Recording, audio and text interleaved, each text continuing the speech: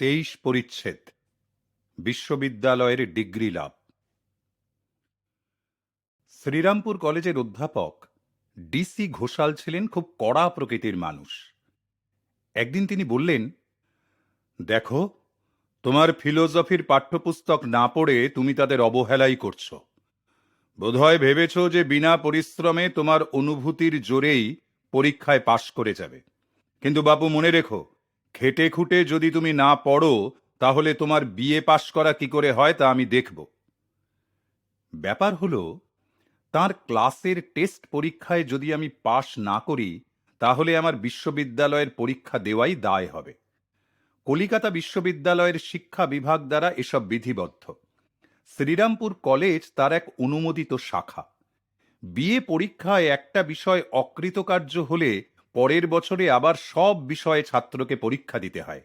ভারতীয় বিশ্ববিদ্যালয়গুলিতে এই ছিল নিয়ম। শ্রীরামপুর কলেজে আমার প্রফেসরেরা মজার ছলে আমাকে কতকটা অনুকম্পা করেই রেহাই দিতেন।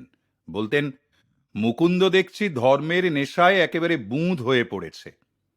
সংক্ষেপে, আমার সম্বন্ধে এটাই ছিল তাঁদের ধারণা।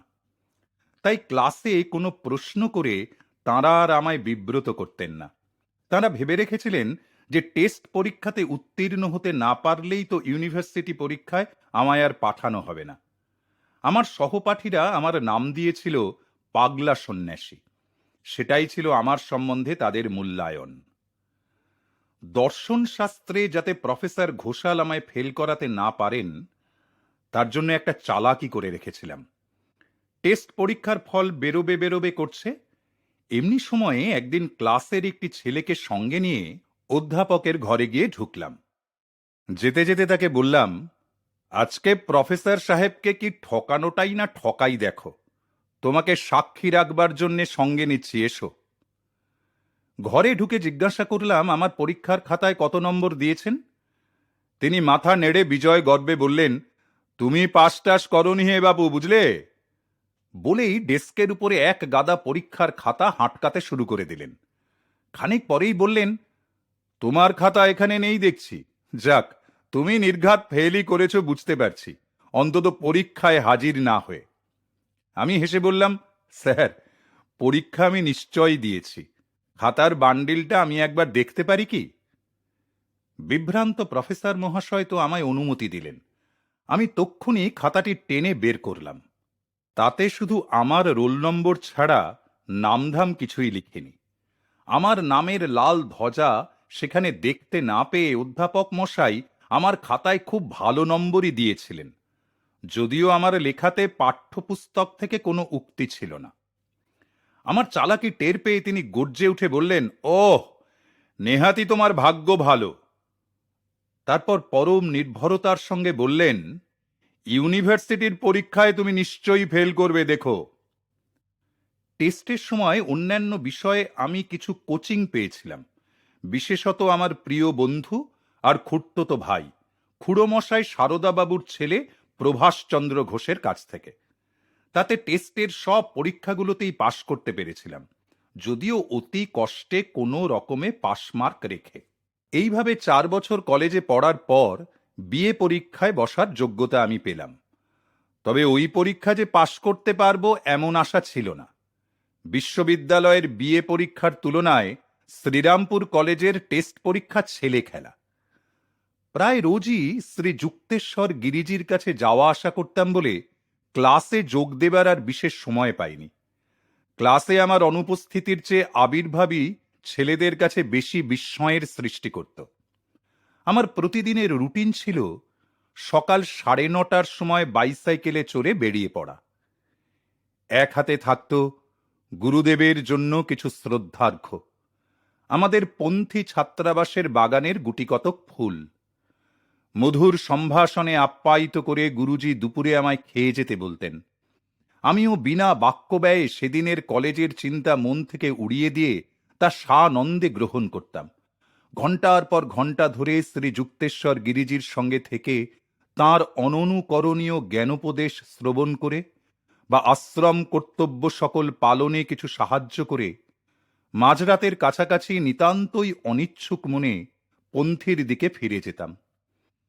মাঝে মাঝে হয়তোবা সারা রাতি কেটে যেত গুরু সঙ্গ লাভে। কথাবার্তার আনন্দে চিত্ত এতই মগ্ন থাকত যে রাতের অন্ধকার কেটে গিয়ে কখন যে ভোরের আলো ফুটে উঠেছে তাও টের পেতাম না। একদিন রাত তখন বোধহয় 11টা, ছাত্রাবাসে ফেরবার উদ্যোগে জুতো পরছি। গুরুদেব গম্ভীরভাবে জিজ্ঞাসা করলেন, তোমার বিয়ে পরীক্ষা কবে শুরু হচ্ছে? 5 দিন পরে গুরুদেব। সব পড়া তৈরি হয়েছে তো? ভয়ে কাঠ হয়ে দাঁড়িয়ে রইলাম। হাতের জুতো এক হাতে ধরাই রইল।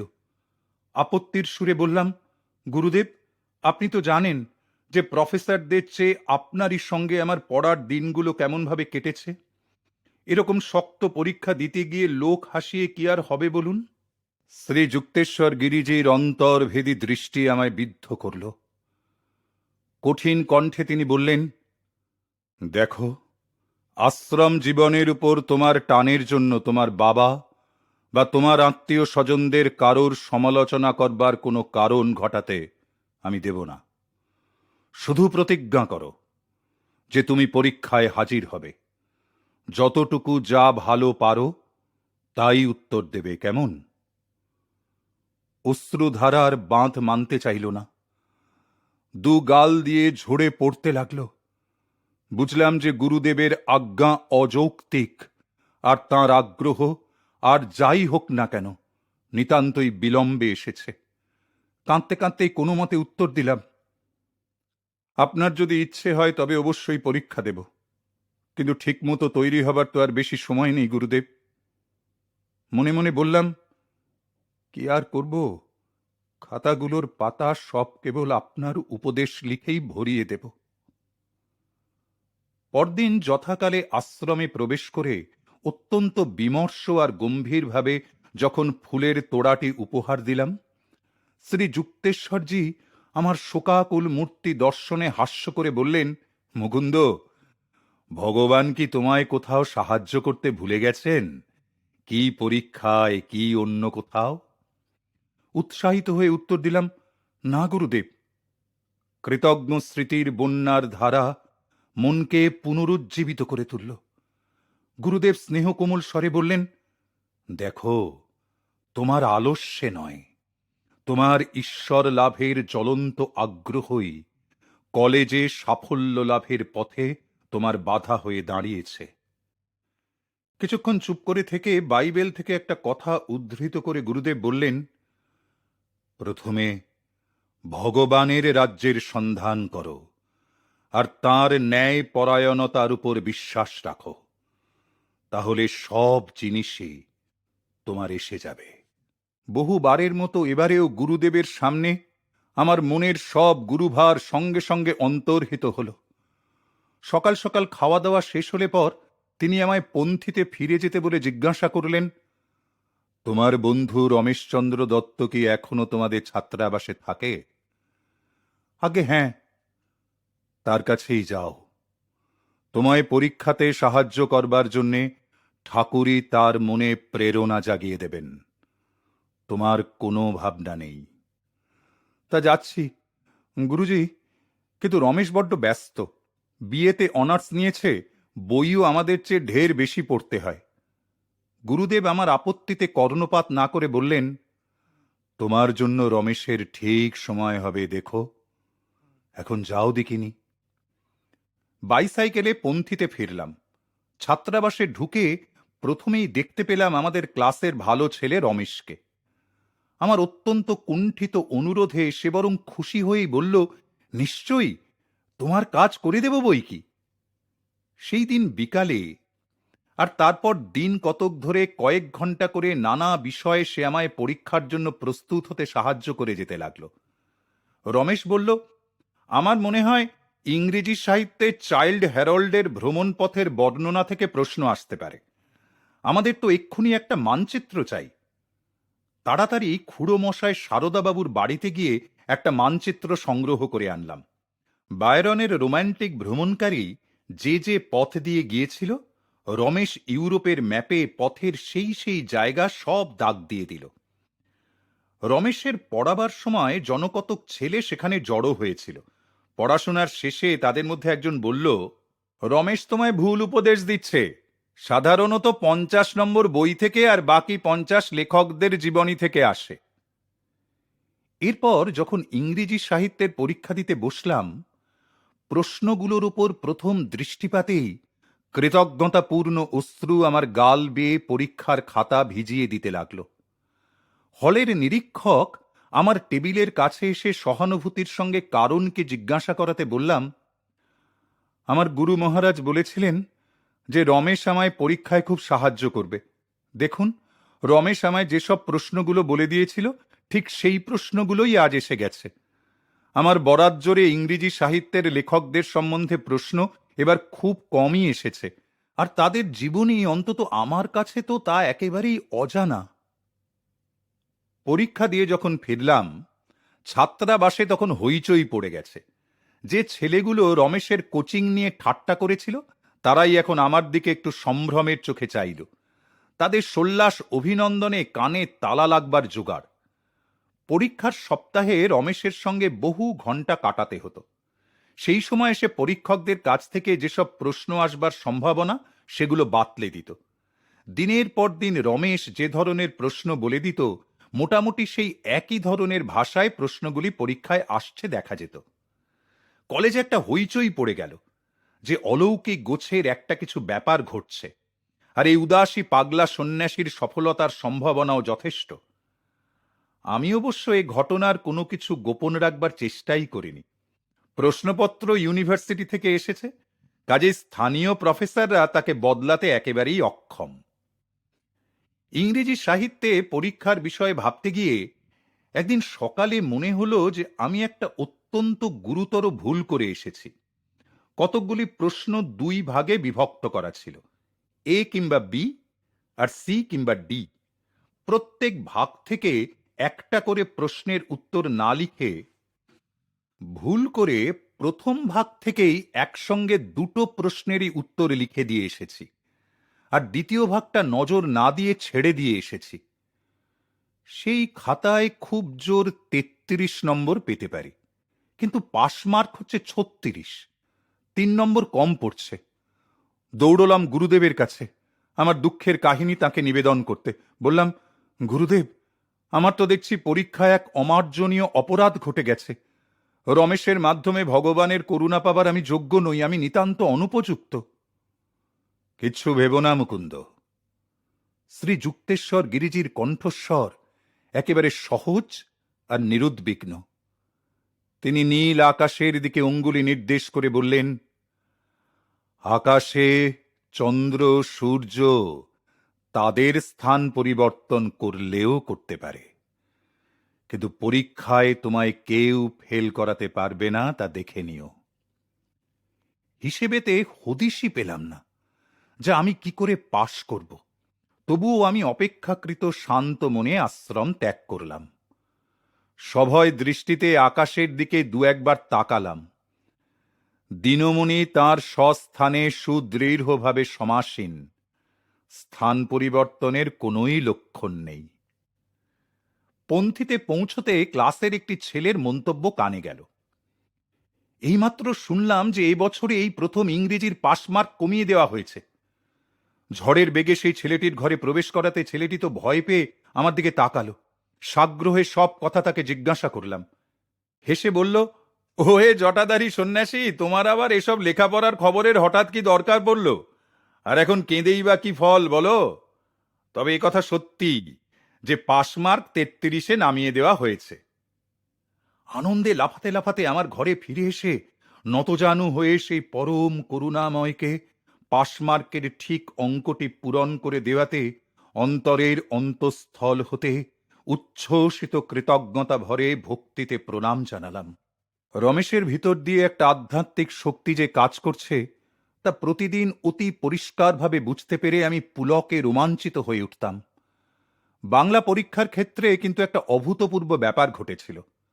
রমেশ কিন্তু বাংলার বিষয়ে আমায় কোনো সাহায্য করেনি। একদিন সকালে বোর্ডিং হাউস ছেড়ে বেরিয়েছি পরীক্ষা হলের দিকে যাব বলে।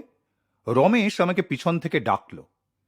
ক্লাসের একটি ছেলে অধৈর্য হয়ে আমায় বলল, ওই দেখো, রমেশ তোমায় ডাকছে, আর ফিরে কাজ নেই, তাহলে পরীক্ষার হলে পৌঁছতে দেরি হয়ে যাবে।